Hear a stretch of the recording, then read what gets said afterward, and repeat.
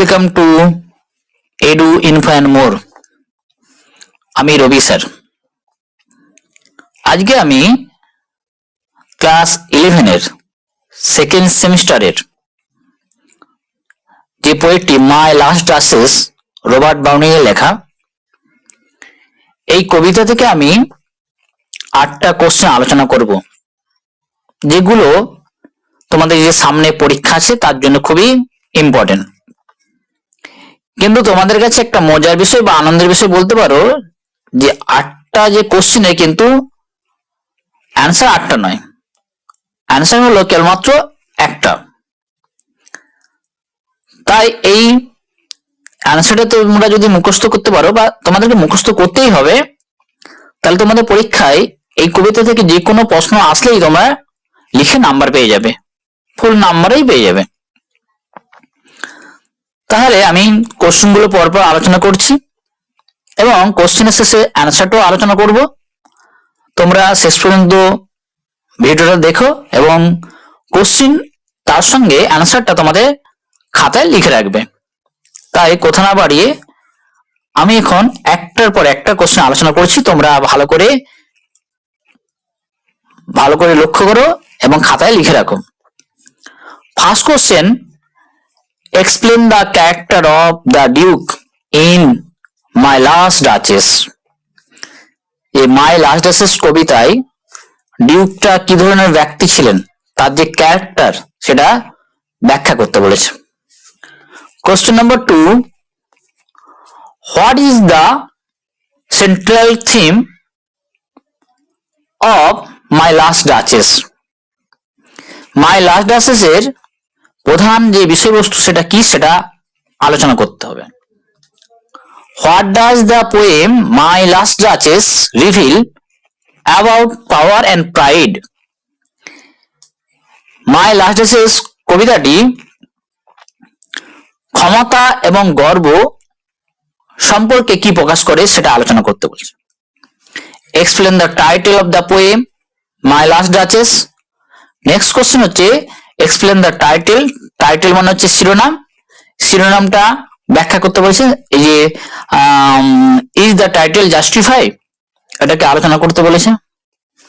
Question number 5, how does Browning use irony. Irony মানে বিদ্রূপ in my last duchess.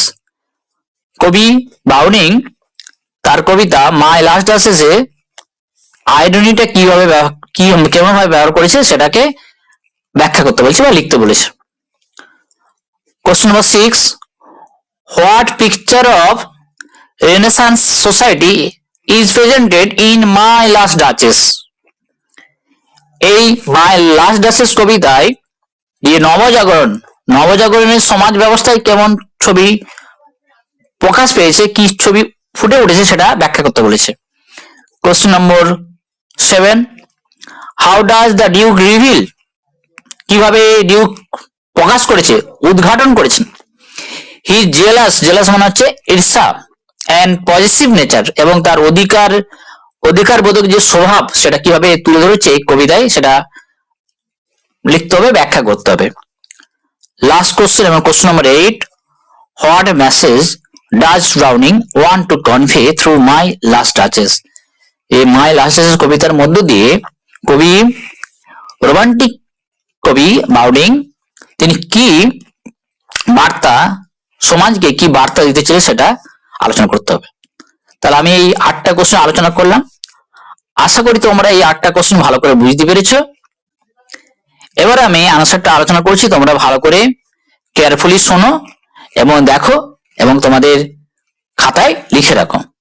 একটাই question মুখস্থ করলে আর একটা কোশ্চেন 8টা কোশ্চেনের উত্তর মুখস্থ, 8টা কোশ্চেনের যে কোনো একটা কোশ্চেন পড়লে এটা লেখা যাবে। আনসারটা বলছি, শোনো ভালো করে। Robert ব্রাউনিংস poem my last duchess is a dramatic monologue revealing the Duke's proud, jealous and possessive nature।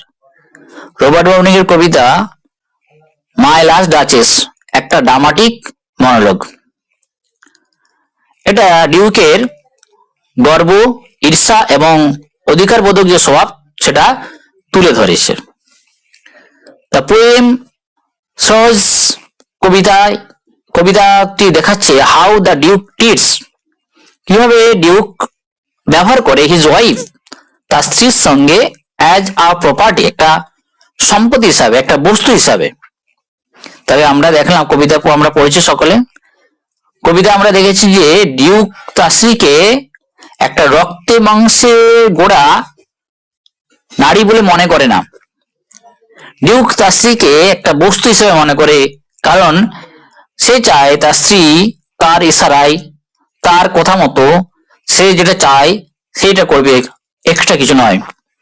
তাহলে এই কবিতা দেখাচ্ছে কি Duke treats his wife as a property not as a person. তাহলে ডিউক তার স্ত্রীকে সম্পত্তি বা বস্তু হিসেবে মনে করে, একটা ব্যক্তি হিসাবে নয়। হি সেজ, তিনি বলেছেন, that's my last duchess painted on the wall, ওই তো আমার শেষ ডাচেস, দেওয়ালে অঙ্কিত। Looking as if she were alive, যেন দেখাচ্ছে জীবন্ত।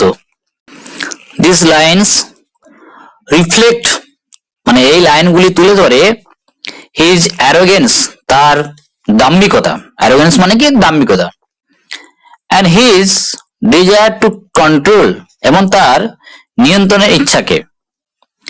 হি ওয়াজ ডিসপ্লিজ, তিনি অখুশি হয়েছিলেন।